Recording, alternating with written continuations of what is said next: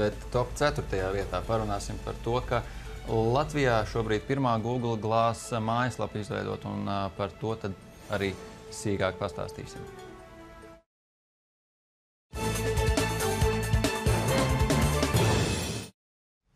Latvijas web biznesa risinājumu izstrādātājs uzņēmums Arkana Digital Group ir izveidojis Google Glass ierīcēm paredzētu versiju vietnei arkanglobal.com. Tā ir pirmā interneta mājaslapa Eiropā, kas speciāli paredzēta jaunās tehnoloģijas platformai.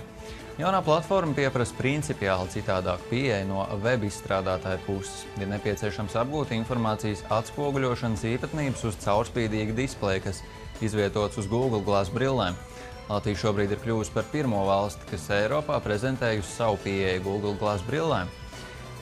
Nedaudz par pašām brillēm, tad Google Glass, jeb tās sauktās gudrās brilles, ir nesājamā elektronikas forma ar caurspīdīgu displeju, kas stiprinās uz brillēm un atrodas mazliet virs labās acis, kā arī tajās ir kamera, kas ļauj ierakstīt augstākās kvalitātes video. Tāda, manuprāt, diezgan sarežģīta ziņa, daudz visādu tehnoloģiju un visādu vārdu, bet tas vienmēr būtu liecina par to, tāds jautājums bija, vai tādas vispār ir nepieciešams. Tomēr, manuprāt, tik daudz to tehnoloģiju sāk parādīties mums apkārt, ka daudz šķiet tādas mazsvarīgas un īsti nav praktiski pielietojami. Tādas reāli noderīgas mums nešķiet. Es teikšu, godīgi neesmu viņas izmantojusi, līdz ar to es nemāku spriest par to, cik viņas varētu būt vai nevarētu būt noderīgas, bet jebkurā gadījumā, ja mēs ejam uz priekšu, gan dažādās nozarēs, un tā skaitā arī informācijas tehnoloģijās, tad šis noteikti ir lielisks atklājums.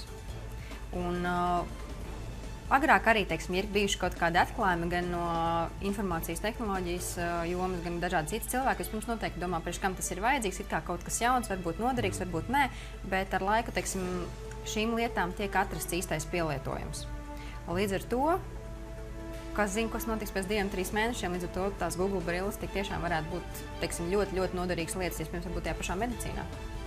Jā, tas tieši pirms kādu laiku viens no pielietojumiem pavīdēja kaut kur, kad ļoti noderīgs tās būtu ķirurgiem un arī dažu vēl citu profesiju pārstāvjiem. Manuprāt, gan vienkāršajiem mirstīgajiem cilvēkiem, tā var teikt, īsti nē, jo būtībā tas pats, kas vietālrunis, vien ir video filmēšana un tam līdzīgas lietiņas, manuprāt. Bet vai jūs tādu lietot? Ja jums piedāvātu tā? Es noteikti pamēģinātu. Tas ir kaut kas jauns, un tas ir kaut kas tāds, ko es pieļauju iespēju noteikti jebkurš cilvēks Latvijā, tā atļauties arī nevarētu.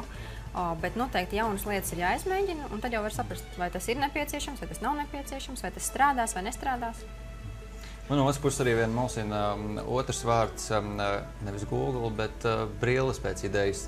Manuprāt, medicīnas darbiniekiem tomēr būtu vairāk darbi, jo es šaubos, ka šādas brilles tomēr arī nebojātu cilvēku redzi. Tas ir laikam vēl viens jautājums, par ko šiem izstrādātājiem būtu arī jāpadomā. Jā, un noteikti arī tas, kā cilvēkiem, kuriem, ir tuvredzība vai tālredzība, ja viņiem ir jau brilles, tad, tur jau noteikti savā dizainā vajadzētu tās lietas iestrādāt un plus vēl attiecīgi arī stikliņu brillēm, kā saka, redzes korekcija.